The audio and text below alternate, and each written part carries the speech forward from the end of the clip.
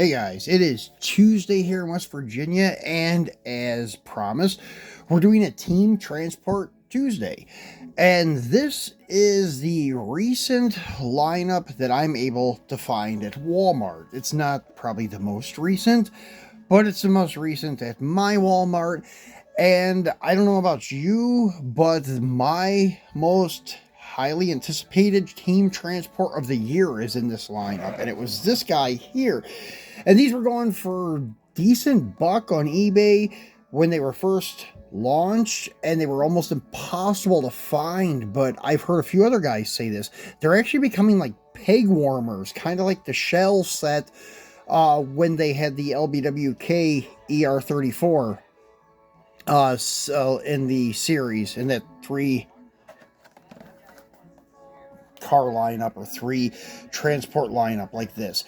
And then the shell ended up being the peg warmer, and then sometimes the Mercedes was a peg warmer too. The only one that sold was the LBWK modal ER34. And basically I thought that's what was going to happen with like this guy, but actually at my Walmart, all 3 of these had become like peg warmers, especially the other 2. This one sold, but only because I bought all of them, because there's only 2 of them. So I bought both of them, and they haven't gotten any more since. The other Walmart, a few miles from here, on the other hand, has probably like 3 or 4 of them on the peg, and they're not going anywhere. They've been there the past couple times I've stopped there. So I'm shocked to see that, because I still absolutely love this. I still think it's the best hauler of the year.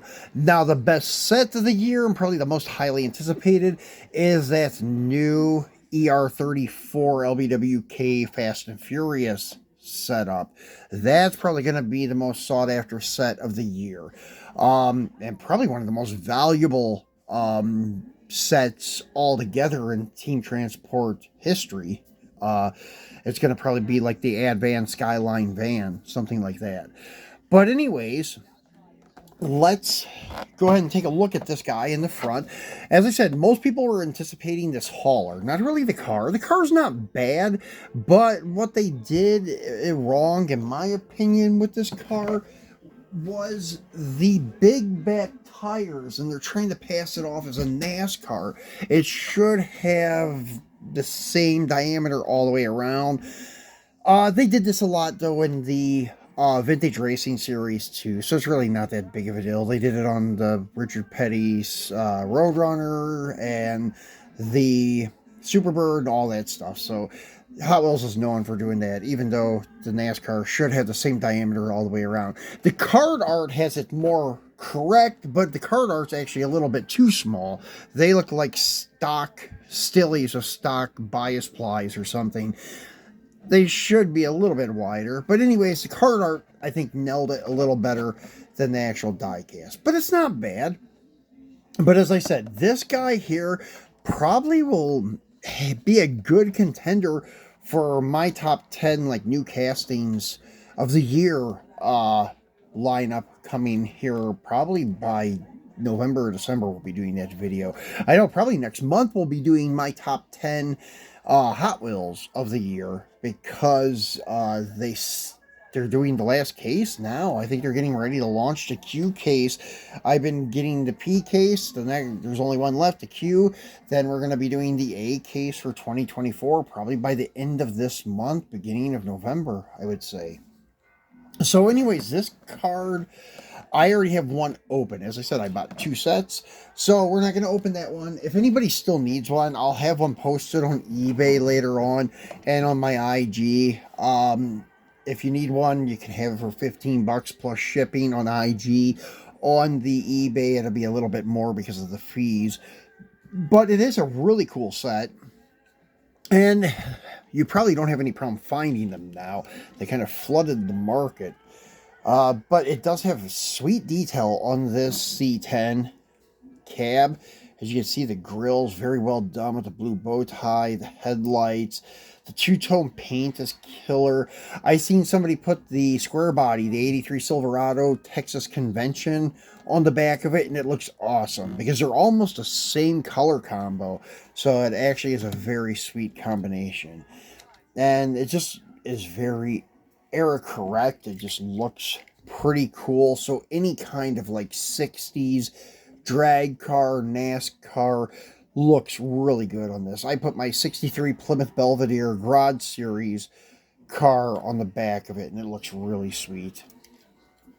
So as you can see, they did a nice detail here with like separate colors, the silver diamond plate, and then the white for like the steel sides. They did a nice little subtle pinstriping around the wheel arch and along the bottom rocker. So very, very cool. Nice wheel choice too with the 5 slots. Once again, like the early mid 70s era correct look. So really, really cool hauler. Now for the 61 Chevy, I like this casting. I have no problem with the casting at all. I love it. Nice bubble top look. All the lines are correct. They even had the vent window there.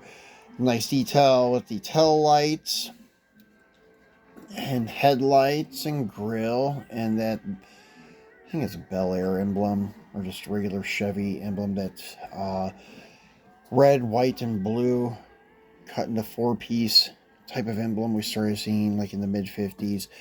It's pretty sweet. And then the number 61, I'm sure that it probably indicates the year of the vehicle, I would guess.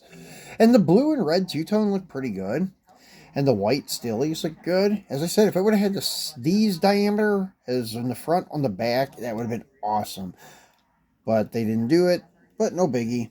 Still a cool car. So, anyways, let's go ahead and crack these guys. I've already opened them, like pre-opened it, so it wouldn't rip the packages up too bad, because I'm not sure I'm going to keep these. As I said, I'm not a big fan of these sets, but let's tilt this up. As you can see, card art's pretty cool on this. Represents the set very well.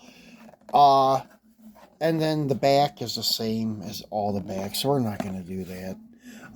We're just going to show you the fronts. And anyways, this is your 70 Rover P6 Group 2 with the HW Rally Hauler. The HW Rally Hauler we've seen before. This is a brand new casting here, this Rover. So let's get them out. And I don't know, I'm not really into the British cars and stuff, so some guys may get pissed for me saying this. I find this to be a very ugly casting and a waste of Mattel's money. I don't see them doing many of these and them selling well, but I could be wrong. I don't know. I do like the wide body look. If it was a 2-door, I would probably like it even more. But because of the 4-door, I'm not a huge fan. But it does remind me of like the Japan like car culture with the wide body, the big front spoiler going up into the front wheel arch. So it does have some cool, subtle like body lines, and well, maybe not even subtle. They're kind of aggressive. I would say the flares and such. It's not a bad casting, but it's just not my cup of tea. But the details there are very nicely done with the grill, the headlights, and such. Once again, the flares, and then you have detailed door handles and such, detailed tail lights, and the roll pan on the back. Nice detail on the chassis too, side exit exhaust and such. It's got the skinnies in the front and wides in the back. Almost like a drag car, kind of. I don't know if that was what it was intended for, or if this was a road race, or what these were built for. My favorite thing of the whole setup, though, once again, is the hauler. I kind of dig this trailer. It's pretty cool. I tried hooking it on the back of my Greenlight wagon, but it just is too high of a neck, so it dipped too much. Because the size is good. Because if you've noticed, like M2, their trailers are too big, and that's all I have. The green lights, I think, are the best on the market, in my opinion. But this is not bad either. It's made nice. The wheels are very trailer correct. They look like trailer wheels. So, very cool. Um, and it's very beefy and heavy. This little van's not bad either. I can't say I love it, but I can't say that I hate it either. The headlights, if they would have done something different, maybe more of a boxy, like stacked square headlight, like the 70s Chevy vans and stuff would have been cool. But once again, I don't know if this is done to represent like a British Ford van or something like that. I'm not sure. But it isn't a bad setup. It's definitely different. So, not not my cup of tea, but not too bad. And it's going to kind of be the same for our last transport set here, Alfa Romeo. I don't mind Alfa Romeo. It's a cool Italian car. Uh, this hauler I like, the Fleet Flyer. Always thought that was a cool one. And then the car I have not taken out yet to see the whole car to get the full effect of it. But it is another four-door sedan racer, but I can't hold that against it too much. And then, once again, card art is pretty cool. So if the car totally looks like that, I'm going to probably dig it. It won't be too bad. So, once again, I kind of cracked it open, but I have not had this one out. I did have the Rover out the other day because I wanted to try out that trailer. But this one I have not taken out. So this will be the first time this is popping out. Oh, wow. And there's actually another piece of PVC plastic over the Fleet Flyer. So, we'll pull the Fleet Flyer out first. And we all know this hauler because it's been in a lot of team transport sets. But it is pretty cool with the Alfa Romeo emblem and lettering on the side. The red and black two-tone, the six-spoke wheel with, it looks like a red lip, kind of, or that may just be the lighting. I don't know. A red line tire or something like that. But anyways, that's maybe just my bad eyesight. And then the detail on it is very nice. It's always been there with the Alfa Romeo across the front, almost giving the Fleet Flyer like Alfa Romeo brand to it. Detailed wipers, headlights, nice chrome grille.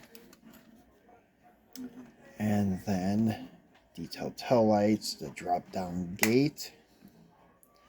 You get that PVC in there that holds your car halfway out in the packaging. So the guys that don't open that or open these probably didn't know that. I don't know. But yeah, that's what keeps the car from rolling all the way in. So there's the hauler. Now for this car. This is a brand new casting too from Hot Wheels. And this actually is not too bad. This actually reminds me of a Jetta in a way. The wide body look is cool. The way the side skirts flare out and kind of go into the rear flares.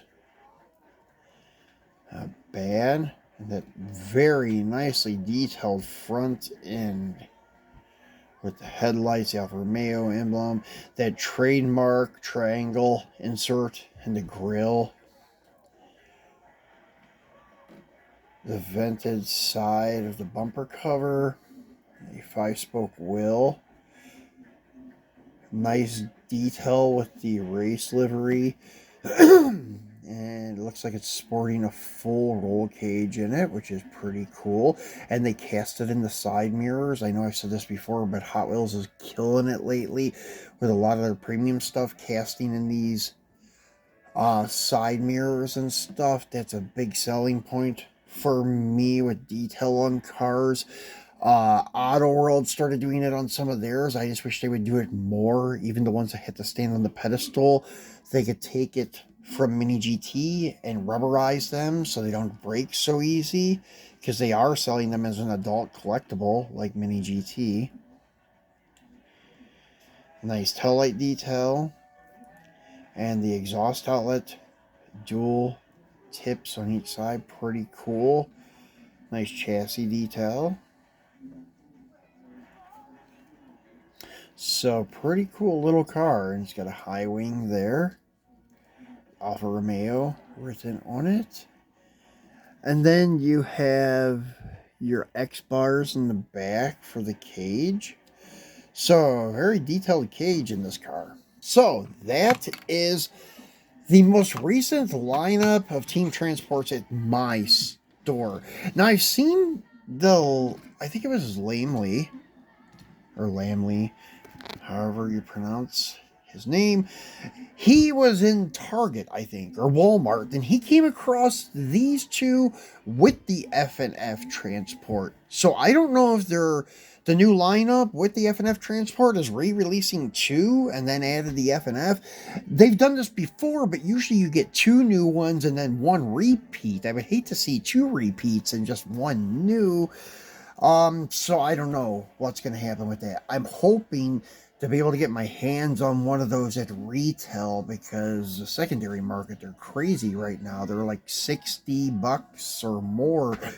And $60 is putting it lightly. That's if you can find it in some of the FB groups, or so you got a friend, maybe you may get one for $50 or something. But yeah, they're going for decent money nowadays. So that's it for Team Transports in my neck of the woods. We're going to be showcasing for our Wednesday video the latest retro entertainment series that's available in my neighborhood. Then that is the one with the Jaws Blazer. That was another one I was anticipating. That was probably my most anticipated retro entertainment car of the year.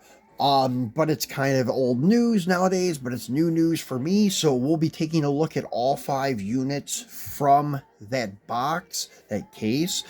But we won't unbox them because I'm not sure what I'm going to do with them yet.